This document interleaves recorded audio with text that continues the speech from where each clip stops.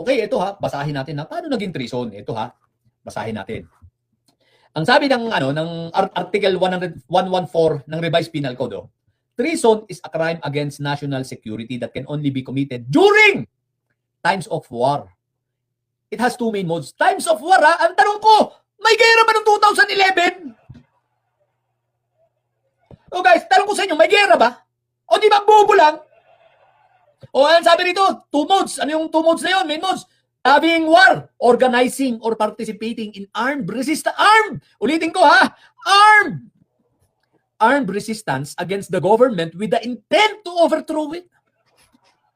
Eh kung tutusin niya, kung may treason na dapat kasuhan, kayo yan, yung mga makasayad black na yan, tsaka yung mga didilis eh. Dahil kahit pa paano, nandun yung intent to overthrow. Pero ang tanong ko, meron ba nun, may intent to overthrow ba si Justice Carpio nung panahong yun? Eh, Supreme Court Justice siya. Apakabubong puti. O diba? O ito ba? Ang sabi dito, adhering to enemies. Ibig sabihin parang sumusunod. Sumusunod ka sa mga gusto ng kalaban, giving aid or comfort, assisting the enemy, whether within the Philippines or abroad. What the heck? Ginawa ba yan? Ginawa ba yan ni... Ganyan ba? Ginawa ba yan ni... anong tawag nito? Ginawa ba yan ni Justice Carpio? Parang wala naman. Hindi naman nagaganyan si Carpio. So paano mo masasampat siya ng treason? Eh di ba? Kaya nga, talagang tama talaga si Ascuña. Talagang, at si Carpio, lower rank lawyer talaga ito. Talagang bobo talaga. Naging lawyer nga pero bobo talaga. Sipin mo, hindi demanda si Carpio dahil nagdesisyon. At ito pa ang malupit ha. Tingnan natin. Ito. Sandali ha. Ito pa ang malupit. No? Aha. Ano ba yun? Wait ha. Ididemanda niya si Carpio kasi nagdesisyon daw si Carpio. Teka lang ako. Nagdesisyon si Carpio. Paano? Natural magdidesisyon yun. Dahil justice yun. Pero ang tanong ko, paano may didemanda dahil siya yung nagdesisyon? Alam mo ba na siya ay ponente lang? Tsaka ito, lilinawin ko guys ha. Ang Supreme Court, ang desisyon ng Supreme Court ay hindi desisyon ng iisa. Yan ay collegial. Ibig sabihin, kaya nga yan ay 15 para walang tabla. Dahil kung may tabla, ang may tabla lang, ay ang alam ko may tabla ay itong si Butike. Si Tablatalong Butike, anong pangalan ba nito? Si Panelo, at saka itong si Topacio. Yan dalawang yan, may tabla talaga yan. Tabla-talo yan eh. Di ba? Pero, ito, decision ito ng collegial. Ibig sabihin, kung i-demanda mo ng treason si Carpio, i-demanda mo lahat ng bumoto. Kung ito ay 15, dahil natalo si yung petitioner, si Magalyon, ibig sabihin, most likely, mas mataas ito sa mas mataas sa 8. Mas mataas sa siyam ang bumoto. Dapat siyam yung i-demanda mo. Kaya wag kang tanga. Di ba? Ito, basahin natin ha. Ayan. Ang sabi rito ha. The ponente author of the landmark decision, Magallona versus Ermita, GR number 187167, is Associate Justice Antonio T. Carpio. Ano siya? Ponente. Abogado ka, hindi mo alam yung ponente. What the heck? Sa mga bobo didilis yan, ang ponente, pag sinabing ponente, tagasulat lang ito. Para itong si Marvic Leonen, siya lang yung sumulat ng desisyon dito sa kay Inday Sayad na impeachment. Kaya huwag kayong bobo at huwag kayong tatanga-tanga, ponente. Hindi niya sariling desisyon. Pero pinagpipilitan. Sabi nila Marco Beta, desisyon daw ni Justice Carpio. What the heck? Paano natin desisyon ni Justice Carpio yan?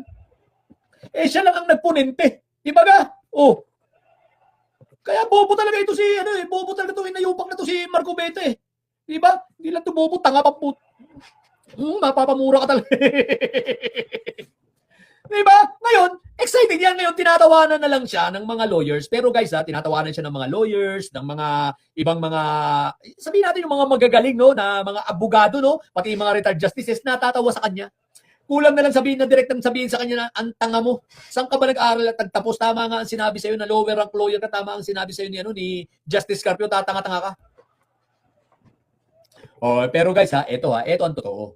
Ang totoo niyan, gumagawa na lang, humahanap na lang ng palusot itong hinayupak na itong si Marco Beta. Dahil ayaw niyang harapin at hindi niya kayang harapin itong si Justice Carpio sa debate.